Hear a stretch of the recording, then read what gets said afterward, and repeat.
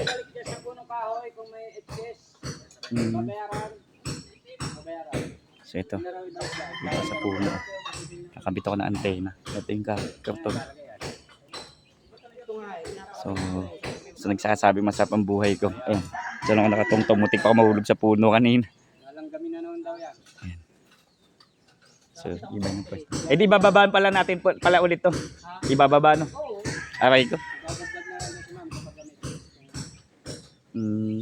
Sige, sige. So tatanggalin pala. Dapat pala di ko muna ikanabit tong panali.